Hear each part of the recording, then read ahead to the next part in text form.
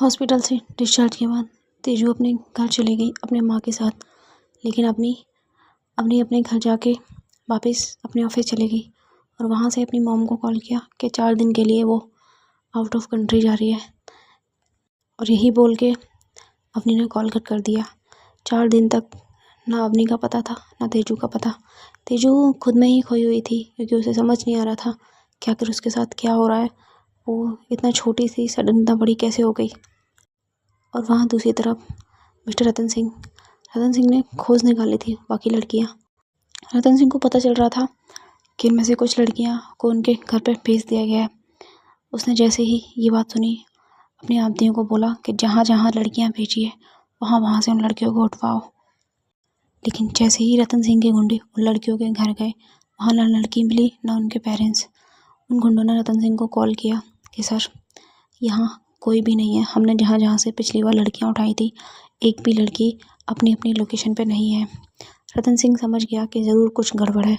उसने बोला कि बाकी जो लड़कियाँ हमारे कब्ज़े में उन लड़कियों को तुम सेफली हमारे अड्डे पे लेके जाओ। पर जैसे ही रतन सिंह का गुंडा बाकी लड़कियों के पास जाता है वो देखता है कि सारे गुंडे इधर उधर गिरे पड़े हैं। किसी के हाथ में चोट है किसी के पैर में चोट है। वो बहुत कंफ्यूज हो जाता है कि आखिर यहाँ हुआ क्या है। सडन वो कॉल करता है रतन सिंह को कि सर पता नहीं पर लड़कियाँ यहाँ नहीं है और हमारे जितने भी आदमी थे किसी ने उनको मारा हुआ है। रतन सिंह समझ जाता है कि हो ना हो ये अवनी की चाल है। वो तभी अपने उस आदमी को कॉल करता है जो अवनी की टीम में होता है। बट वो उस टाइम फ़ोन नहीं उठाता। रतन सिंह का दिमाग बहुत ख़राब हो जाता है कि कितनी मुश्किल से उसने उन लड़कियों को निकाला था। अब वो लड़कियाँ फिर से गायब हो गई और दूसरी तरफ वो अवनी 4 दिन से वो अपने घर नहीं गई है। तो आइए हम आपको बताते हैं कि 4 दिन में अवनी ने क्या किया। अवनी 4 दिनों तक सिर्फ और सिर्फ उन लड़कियों को ही बचाती रही। जैसे ही उसे पता चला कि रतन सिंह ने लड़कियों को ढूंढ लिया है वो धीरे धीरे पर्सनली उनके घर जाती है। उन लड़कियों को विदिन पेरेंट्स उनको गायब कर देती है। वहाँ से दूसरे गांव दूसरे सिटी की लोकेशन उनकी कर देती है। और दूसरी तरफ जो बची हुई लड़कियां होती हैं अपने को वो पता चल जाता है कि उन लड़कियों की लोकेशन कहाँ है। वो बहुत सारे अपने ऑफिसर्स को लेके जो कि ट्रस्टवर्दी थे उन सबको लेके वहाँ जाती है और लड़कियों को बचाती है। सेफली उन लड़कियों को सीक्रेट अड्डे पे पहुँचा देती है जो सिर्फ अपने को पता था और उसके ट्रस्टवर्दी ऑफिसर को। इसके अलावा वो किसी को भी नहीं पता था। 4 दिन में अवनी ने एक बार भी तेजू के बारे में नहीं सोचा क्योंकि उसको पता है कि अगर वो तेजू के बारे में सोचेगी तो उसे वो सब कुछ याद आएगा। वो सब कुछ जो उसके अंदर फीलिंग चल रही है वो सब याद आएगा और उसका जो दिमाग है वो तेजू की तरफ हो जाएगा। तो वो अपने मिशन से कहीं ना कहीं भटक सकती है। तेजू को बहुत बेहतर तरीके से बात पता होती है। पूरा 4 दिन के बाद वो अपनी माँ को कॉल करती है। उसकी माँ बोलती है बेटा तुमने 4 दिन में मुझे कॉल किया है। तुमने कहा था कि तुम जा रही हो ये भी नहीं बताया कहाँ जा रही हो कहाँ हो तुम ठीक तो हो ना। अपनी बोलती है माँ मैं ठीक हूँ बस मैं कुछ टाइम में घर आ जाऊँगी। आप टेंशन मत लीजिए ऐसा कुछ भी नहीं है आप कुछ भी मत सोचिए। जिस टाइम पे अपनी माँ से बात करती है उस टाइम पे अपने को एक छोटा सा ख्याल आता है तेजू के बारे में और उसके मुँह से एक आवाज़ निकलती है तेजू। हाँ ये अपनी की मॉम सुन लेती है। बोलती है बेटा तेजू ठीक है। बात की थी तेजू की मम्मी से बोल रही थी कि काफ़ी बेहतर है और शायद अब कल से कॉलेज जाएगी। तो हमने बोलती अच्छी बात है। वैसे माँ मैं घर आके आपको कुछ बताती हूँ मुझे इम्पोर्टेंट बात करनी है। तो अपनी की मम्मी बोलती है ठीक है बेटा तुम कब तक आ जाओगी। हमने बोलती है विदिन आवर्स आप बस वेट कीजिए और हाँ अगर मैं ज़्यादा लेट हो जाती हूँ तो आप सो जाना प्लीज़। तो अपनी की मम्मी बोलती है अरे बेटा कोई बात नहीं मैं वैसे भी 5-4 दिन से सो ही रही हूँ अब जल्दी आ जाओ घर। 4 दिन से तो मैं देखा नहीं है अपनी बेटी को। तो अपनी फ़ोन कट कर देती है। दूसरी तरफ अपनी जाती है अपने ऑफिसर्स के पास।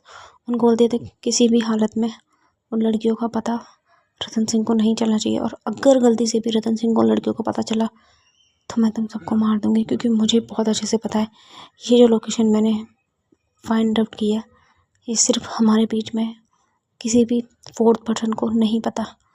Got it. तो बाकी सारे ऑफिसर्स होते हैं यस मैम। अपनी वहाँ से चली जाती है अपने घर के लिए। वो फिर से अपनी वही बुलेट उठाती है और अपने घर के लिए निकल जाती है। दूसरी तरफ तेजू होती है। तेजू काफ़ी हद तक बेहतर हो गई होती है। उसकी मम्मी उसके लिए खाना लेके आती है रूम में।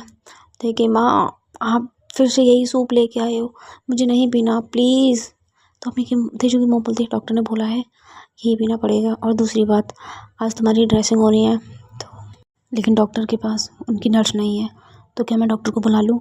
इसके बाद तुम्हारी 4-5 दिन बाद ही ड्रेसिंग होगी। तो तेजू बोलती है मम्मा आप कैसी बातें कर रहे हो, मैं किसी डॉक्टर से नहीं करवाऊँगी, मुझे नहीं पता, आप लेडी बुलाइए। तो तेजू की मॉम बोलती है कि बेटा समझा करो, अभी डॉक्टर है नहीं और तुम्हारी ड्रेसिंग होना ज़रूरी है क्योंकि ऑलमोस्ट 2 दिन हो चुके हैं। तभी तेजू की मॉम के मन में एक ख्याल आता है कि क्या मैं अपनी को बुला लूँ। वो तभी बाहर निकल जाती है गेट से और कॉल करती हैं तेजू को, अपनी फ़ोन उठा लेती है, बोलती है कि यस आंटी बताइए क्या हो गया। तेजू की मॉम बोलती है कि बेटा तेजू की ड्रेसिंग होनी है और डॉक्टर बोल रहे हैं कि अभी उनके पास नर्स अवेलेबल नहीं है, या तुम कहीं और से नर्स का अरेंजमेंट कर सकती हो क्योंकि ड्रेसिंग ऑलमोस्ट 2 दिन हो चुके हैं, अभी निकालना ज़रूरी है वरना पता है ना तुम्हें इन्फेक्शन फैलने का चांस रहेगा। हमने बोलती है डोंट वरी आंटी जी, मैं अभी आती हूँ, मुझे भी काफ़ी हद तक आती है ये सब चीज़, हमें भी सिखाया जाता है। तो अपनी की तेजू की मॉम बोलती है ठीक है बेटा, अब तुम कितनी देर में आ जाओगी? तो हमने बोलती है बस वेट कीजिए, मैं ऑन द वे हूँ। अपनी तेजू की मॉम वहाँ से कॉल कट करके अपनी बेटी के पास आ जाती है और तेजू को बोलती है कि देखो थोड़ी देर में तुम्हारे लिए नर्स का अरेंजमेंट हो गया है, तुम थोड़ी देर लेट जाओ और थोड़ी देर में वो आती होंगी। उधर हमने हाफ एन आवर्स में पहुंच जाती है तेजू के घर। वहाँ जाके वो अपनी बाइक को बाहर खड़ी कर देती है क्योंकि उसे निकलना होता है थोड़ी देर में ही। तो वो जल्दी से जाती है तेजू की मम्मी के पास, उनको बोलती है आंटी जी नमस्ते, आप बताइए आप कहाँ हैं तेजू, मुझे अर्जेंट घर निकलना है, आप मुझे बता दीजिए। तो तेजू की मम्मी बोलती है तुम अंदर जाओ बेटा, मैं लेके आती हूँ बाकी सामान। तो हम नहीं जाती है तेजू के पास। जैसे ही वो तेजू को देखती है उसका दिल बहुत ज़ोरों से धक धक करने लग जाता है कि पूरे 4 दिन के बाद उसने तेजू को देखा होता है। तेजू की आंखें बंद होती हैं और वो अपने बेड पर लेटी हुई होती है। धीरे धीरे अपनी तेजू के पास जाती है, उसके पास बेड पर बैठ जाती है। अपने को लगता है कि शायद वो सो रही है, तो वो उसके फेस पे जो बाल आ रखे होते हैं अपने उनको अपने हाथों से उठाती है। तभी सडन तेजू की आँख खुल जाती है और वो थोड़ा डर जाती है कि कौन है। तो अपनी बोलती अरे होल्ड ऑन, मैं हूँ। तो तेजू बोलती आप ये क्या क्या क्या कर रही थी? तो हमने बोलती अरे सॉरी, मुझे तुम्हारे क्या फेस पे बाहर आ रहे थे, मुझे अच्छा नहीं लग रहा था इसलिए मैंने थोड़ा सॉरी, मैंने तुम्हें बिना परमिशन के टच किया। तेजू बोलती है कि आपको कोई बात नहीं, आप यहाँ इस टाइम पे आप क्या कर रहे हो? हाँ हमने बोलती है कि अरे वो एक्चुअली मैं यहाँ से निकल रही थी तभी मेरे पास अभी आंटी का कॉल आया, उन्होंने बोला कि तुम्हारी ड्रेसिंग ज़रूरी करनी है, तो बस उसके लिए ही आ गई मैं। तो तेजू बोलती है आप ड्रेसिंग आप करोगे या फिर किसी को बुलाया है? आपने बोलती है कि मुझे आती है बहुत अच्छे तरीके से, तुम टेंशन मत लो, मैं तुम्हारे दर्द नहीं करूँगी। तभी तेजू बोलती है फिर मैं आपके सामने कैसे, मतलब मुझे कपड़े भी उतारने पड़ेंगे ना? तो मम्मी बोलती है कोई बात नहीं, तुम्हें कपड़े उतारने पड़ेंगे तो इट्स ऑल राइट, मैं एक फ़ीमेल ही हूँ, तुम्हें टेंशन लेने की ज़रूरत नहीं है। तेजू थोड़ा नर्वस हो रही होती है, उसे अच्छा नहीं लग रहा होता, बोलती है कि नहीं नहीं मैं ऐसा करती हूँ, मैं कल ही चेंज करवा लूँगी, आप ड्रेसिंग आप रहने दीजिए। अपनी बोलती है जब आंटी ने मुझसे बोला है कि तुम्हारी ड्रेसिंग ज़रूरी है तो ज़रूरी है, तुम क्यों इतना हाइपर हो रहे हो, मैं नॉर्मली कर दूँगी ना। तो अपनी तेजू नहीं मान रही होती है। अपनी बोलती है कि शांति से लेटो, वो बहुत ज़ोर से चिल्ला के पड़ती है। इधर से तेजू की मम्मी रूम में आ गई होती है, वो देखती है कि क्या हो गया एकदम से अपनी को इतना चिल्ला रही है। तो तेजू की मम्मी बोलती है क्या हुआ बेटा? तो अपनी बोलती है कुछ नहीं आंटी, ये बस थोड़ा बच्चों जैसी हरकतें कर रही हैं इसलिए थोड़ा सॉरी। हमने की तेजू की मम्मी बोलती है कोई बात नहीं बेटा, तुम करो ड्रेसिंग, मैं अभी आती हूँ। तेजू की मम्मी वहाँ से निकल जाती है और दूसरी तरफ जो तेजू होती है वो थोड़ा बैठ गई होती है ठीक ठाक, पर तेजू अपनी बोलती है लेटो चुपचाप।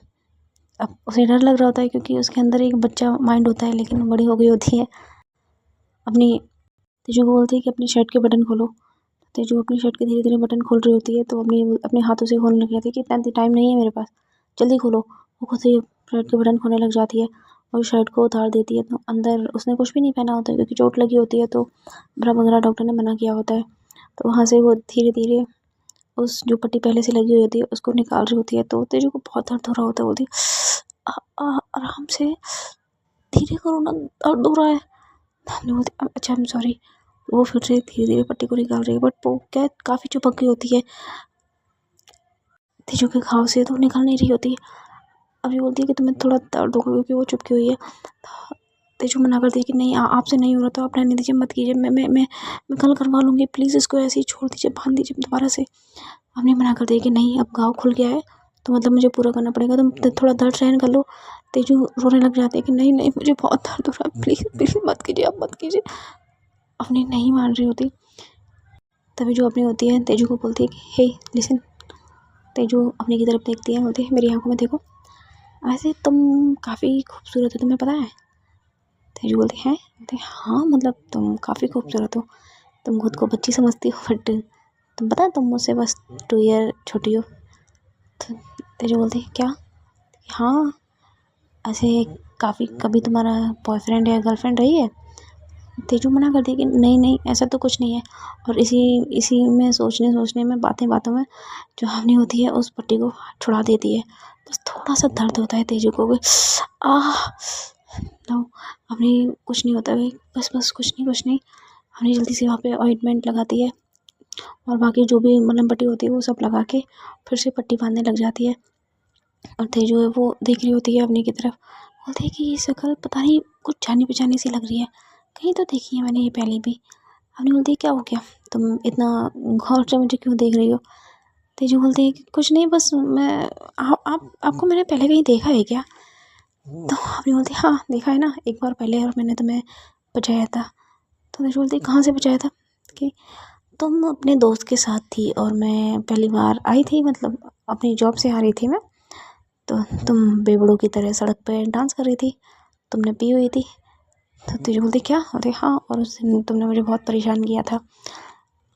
खैर तुम्हारी ये पट्टी बंद गई है, अभी मैं चलती हूँ ठीक है, और अपना ध्यान रखना। और मैंने सुना है तुम कल कॉलेज जाने वाली हो। तो तेजू बोलती हाँ मैं सोच रही हूँ क्योंकि एग्ज़ाम सर पे हैं और मम्मा बोल रही है कि मैं कॉलेज में हूँ तो मैं कॉलेज जाऊँगी, मुझे तो कुछ भी आता ही नहीं है।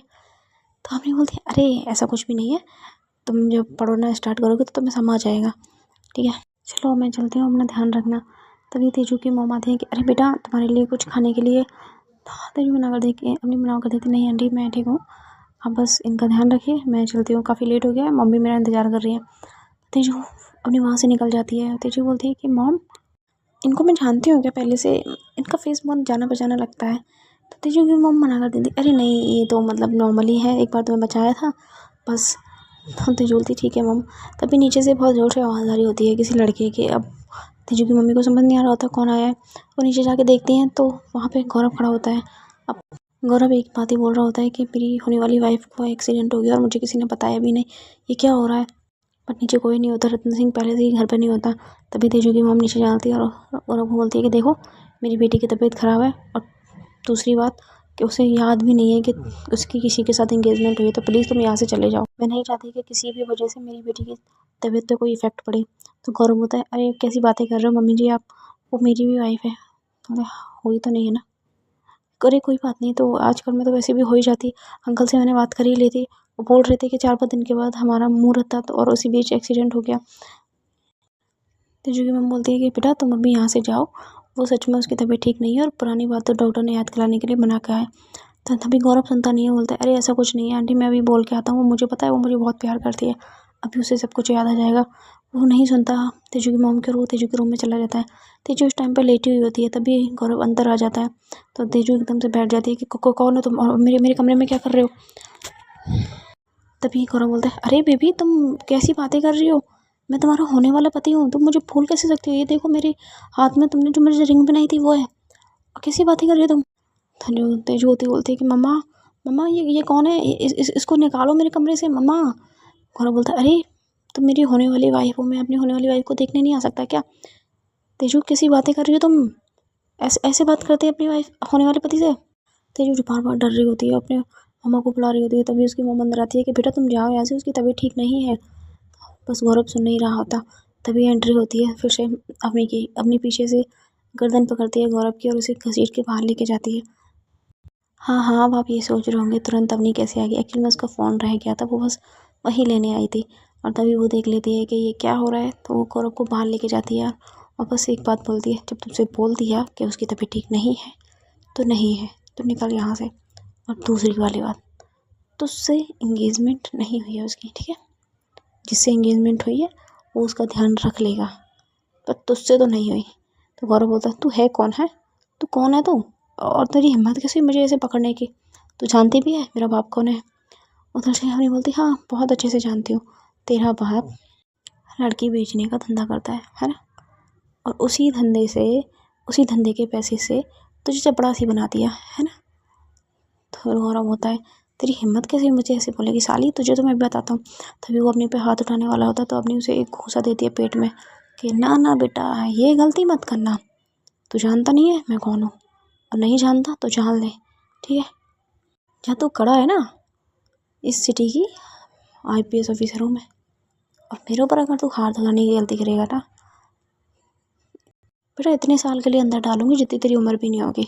तो गौरव बोलता है, होगी तो कहीं की IPS ऑफिसर, पर मेरे पापा को अगर मैंने बोल दिया ना तो हमने बोलती है क्या यार, हर कोई आता है अपने बाप की धमकी देता है, चल जा तुझे माफ़ किया।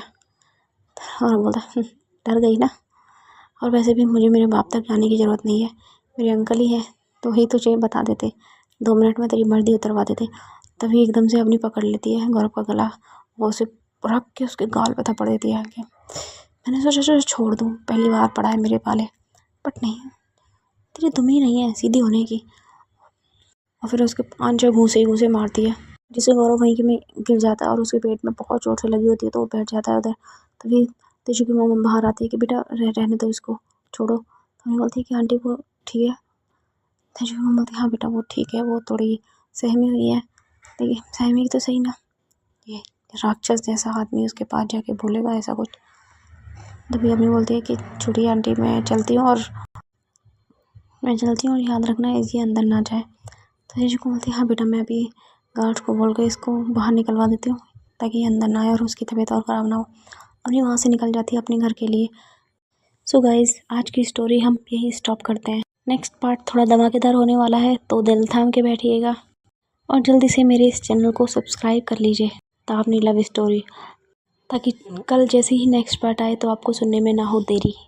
मेरी स्टोरी का नाम है दरमिया कुछ तो है तेरे मेरे। And please like and subscribe my channel. Thank you so much.